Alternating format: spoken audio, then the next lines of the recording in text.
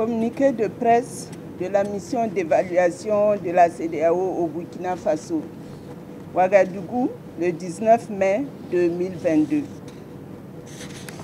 À l'issue du sommet extraordinaire de la Communauté économique des États de l'Afrique de l'Ouest, CEDEAO, tenu le 25 mars 2022, consacré à la situation au Mali, en Guinée et au Burkina Faso, les chefs d'État et de gouvernement de l'organisation ont marqué leurs préoccupations sur la durée de la période de la transition politique au Burkina Faso, fixée à 36 mois, et ont également demandé la finalisation d'un chronogramme acceptable de la transition au plus tard le 25 avril 2022.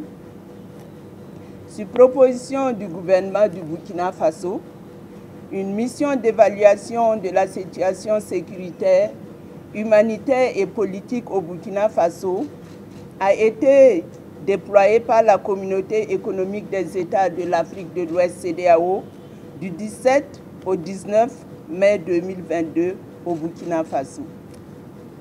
La délégation de la CEDEAO a été conduite par son Excellence M. Albert Kan-Dapa, ministre de la Sécurité nationale de la République du Ghana, représentant la présidente du Conseil des ministres de la CEDEAO, et celle du Burkina Faso par son Excellence Mme Olivia Ranyangné-Wendé Rwamba, ministre des Affaires étrangères, de la coopération régionale et des Burkinabés de l'extérieur. Était également présent son Excellence M. Jean-Claude Kassi-Brou, président de la commission de la CEDEAO. Conformément au programme de travail conjointement établi, les deux délégations ont eu une séance de travail le jeudi 19 mai 2022. Au cours de la dite séance, son Excellence Mme Olivia Ranyangné-Wendé Rwamba a souhaité la bienvenue à son Excellence M. Albert Kan-Dapa au Burkina Faso.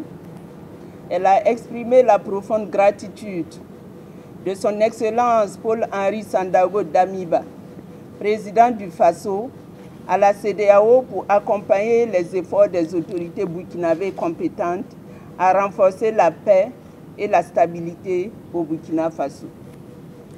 Son Excellence M. Albert Kan-Dapa a adressé ses sincères remerciements aux plus hautes autorités du Burkina Faso pour l'accueil chaleureux qui lui a été réservé, ainsi qu'à sa délégation.